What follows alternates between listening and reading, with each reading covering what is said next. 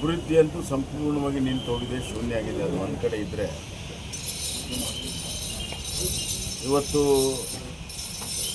ಅಧಿಕಾರಿಗಳ ವರ್ಗಾವಣೆಯಲ್ಲಿ ಬಹಳ ದೊಡ್ಡ ಭ್ರಷ್ಟಾಚಾರ ನಡೆದಿದೆ. ಅದು ಸ್ಥಳೀಯ ಮಟ್ಟದಿಂದ ಹಿಡಿದು ರಾಜ್ಯ ಮಟ್ಟದ ಅಧಿಕಾರಿಗಳಲ್ಲಿ ಭಾಳಷ್ಟು ಭ್ರಷ್ಟಾಚಾರ ವ್ಯವಹಾರ ನಡೆದಿದೆ. ಹೀಗಾಗಿ ಪ್ರಾಮಾಣಿಕ ಅಧಿಕಾರಿಗಳ ನೈತಿಕತೆ ಸಂಪೂರ್ಣ ಕುಸಿತೋಗಿದೆ.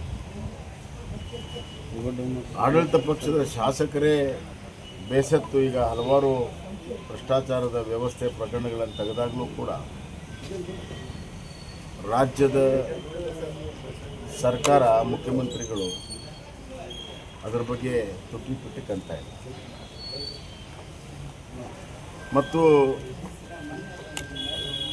ನನಗೆ ಅರ್ಥ ಆಗೋದಿಲ್ಲ, ಸಂಪುಟ ಸಹೋದ್ಯೋಗಿಗಳು ಸಂಪುಟದಲ್ಲಿ ಚರ್ಚೆ ಮಾಡ್ಬೋದು, ವೈಯಕ್ತಿಕ ಚರ್ಚೆ ಮಾಡ್ಬೋದು, ಆದರೆ ಬಹಿರಂಗವಾಗಿ ಪತ್ರ ಬರೀತಾರೆ ಅಂತಂದರೆ ಈ ರಾಜ್ಯದಲ್ಲಿ ಸಂಪುಟದಲ್ಲೂ ಕೂಡ ಸಾಮರಸ್ಯ ಇಲ್ಲ, ಒಬ್ರಿಗೊಬ್ಬರು ವಿಶ್ವಾಸ ಇಲ್ಲ, ಮತ್ತು ಅವರು ಎತ್ತುವಂಥ ವಿಚಾರಗಳಿಗೆ ಸ್ಪಂದನೆ ಸಿಗೋದಿಲ್ಲ ಅಂಥೇಳಿ ಬಹಿರಂಗಗೊಳಿಸ್ತಾ ಇದ್ದಾರೆ ಅಂತ ನನಗೆ ಅನಿಸ್ತಾ ಇದೆ. ಮಳೆ ಬಂದು ಪ್ರವಾಹಕ್ಕೀಡಾದವ್ರಿಗೆ ಪರಿಹಾರ ಇಲ್ಲ, ಮನೆ ಕುಸಿದ ಪರಿಹಾರ ಇಲ್ಲ,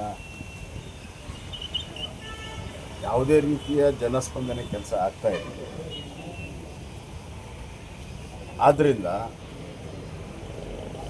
ಇಡೀ ಈ ಆಡಳಿತದ ವಿರುದ್ಧ ಜನ ಆಂದೋಲನ ಶೀಘ್ರದಲ್ಲಿಯೇ ಪ್ರಾರಂಭ ಆಗುತ್ತೆ. ಜನರ ವಿಶ್ವಾಸದೊಂದಿಗೆ ಭಾರತೀಯ ಜನತಾ ಪಕ್ಷ ಬೇರೆ ಬೇರೆಯ ಸ್ಥಳಗಳ ವಿಷಯಗಳನ್ನು ಇಟ್ಕೊಂಡು ಜನ ಆಂದೋಲನವನ್ನು ಮಾಡಬೇಕನ್ನುವಂಥ ತೀರ್ಮಾನ ನಾವು ಮಾಡಿದ್ದೀವಿ.